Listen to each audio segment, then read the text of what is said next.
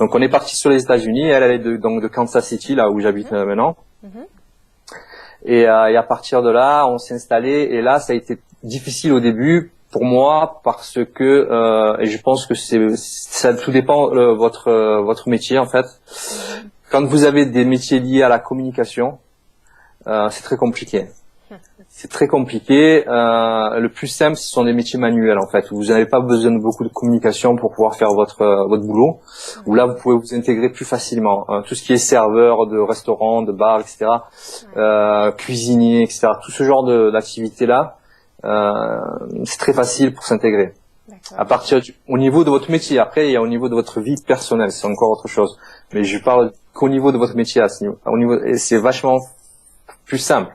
Donc moi, lié à la communication, il a fallu qu'en fait que mon niveau d'anglais soit très performant.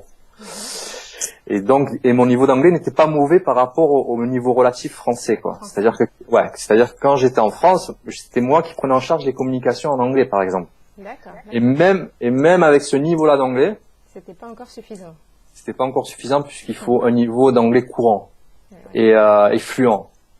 Et ça parce que je travaille dans des métiers où il y a beaucoup de communication. Voilà, gestion de projet avec des départements de communication ou de marketing. Donc à partir de là, ce qui s'est passé, c'est que j'ai arrêté en fait tout ce qui était recherche d'emploi. Ça a mis en fait j'ai travaillé plutôt sur mon anglais, sur ma communication personnelle, et j'ai travaillé à passer des certifications qui permettaient d'avoir des équivalences par rapport à mon métier.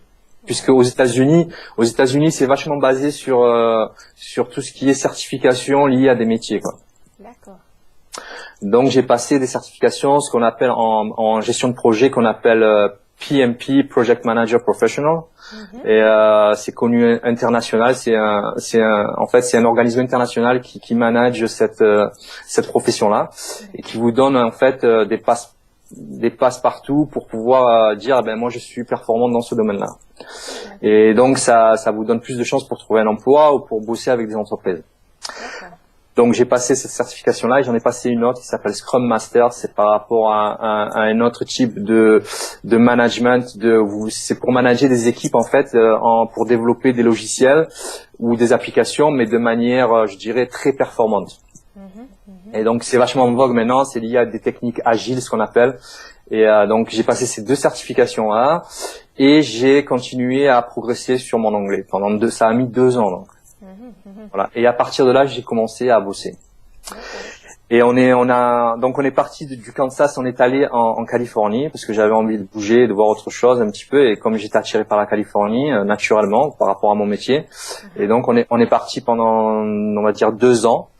2 ans en Californie. Et c'est là-bas que j'ai passé toutes mes certifications. Et en même temps, donc il fallait que je trouve un débouché particulier à mon métier, puisqu'après il faut trouver quand même des choses un peu plus précises quand vous commencez à travailler. Et c'est là où je suis allé à la développeur, c'est très connu aux États-Unis, c'est la développeur conférence Apple. C'est pendant une semaine et c'est tous les nouveaux produits Apple sont décrits pendant cette semaine-là.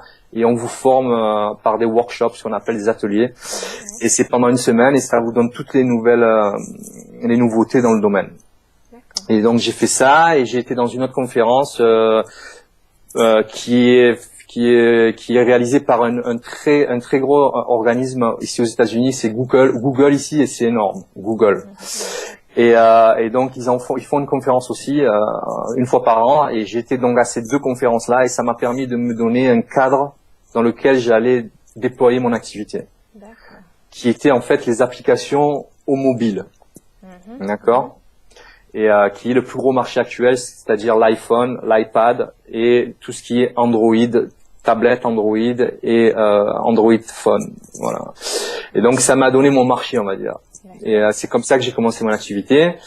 Et donc là, maintenant, donc au début, ça a été doucement, parce qu'il faut que vous maîtrisiez un petit peu un certain nombre de paramètres, que ce soit technique et marketing et de communication. Donc ça a mis une petite année pour se mettre en place. Et puis donc déjà 2 ans plus 1 an, ça fait 3 ans. Donc en fait, mon activité, elle a décollé à partir de la 4e année, depuis que j'étais aux États-Unis. Mais c'est parce que je n'avais pas préparé vraiment ça depuis la France. Ah oui. Et c'était pas voulu, on va dire, c'était pas volontaire. Je ne suis pas parti de ma propre volonté, d'une part, et secondo, c'est parce que aussi je suis arrivé en pleine crise économique. Ah oui.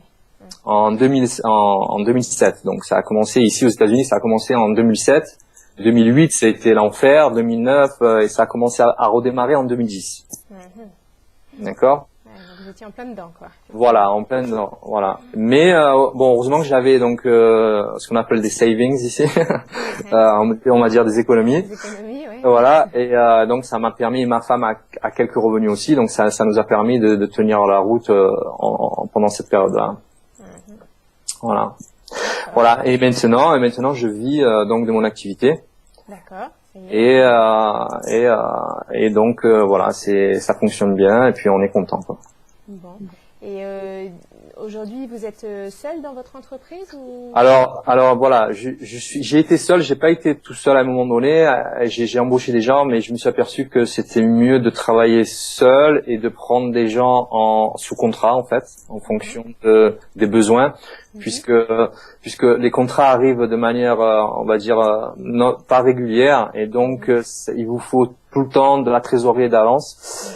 Comme j'en ai pas vraiment besoin dans ce que je fais, et dès que j'ai un contrat, en fait, ce qui se passe, c'est que je fais appel à mon réseau de développeurs ou de gens qui sont plus liés à certains types d'activités, par exemple user interface, qu'on appelle, c'est-à-dire lié à la fonction d'utilisateur par rapport aux écrans que vous devez développer, ce genre de choses. Ou alors des gens qui sont plus liés au marketing, par exemple, et je les embauche en fonction des contrats que je réalise. D'accord. Okay. Voilà. Donc je marche. Et du coup, vous voyez, au niveau ce que j'avais mis dans ma petite liste, là, les conseils que vous pourriez donner, voilà, à des gens qui voudraient soit, rester en France et venir s'implanter aux États-Unis, sans forcément tout quitter en France, hein, mais peut-être quelque chose aux États-Unis. Exact. Ou alors venir, peut-être tout quitter la France pour les États-Unis. Enfin, après, qu'est-ce que vous diriez vous de votre côté? Les conseils, il y a deux types je reviens à ce que je disais tout à l'heure, il y a deux types en fait d'intégration. Il y a votre intégration professionnelle et votre intégration personnelle. Ok. L'une est plus liée on va dire à l'économie et à votre métier et à ce que vous voulez faire aux États-Unis, et l'autre est plus liée à la culture. Donc l'une est liée à la communication, l'autre est liée à la communication mais aussi à la culture. Okay. Et donc, mais les deux interagissent dans les deux en fait. Mais c'est un peu séparé.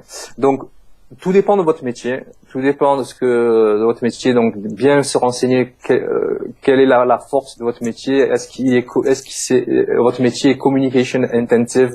Est-ce que votre métier va vous demander beaucoup de communication ou pas? C'est lié à ça. Basiquement, c'est lié à ça. Donc, si votre métier demande beaucoup de communication, il va vous falloir un très haut niveau d'anglais si vous voulez vous en sortir.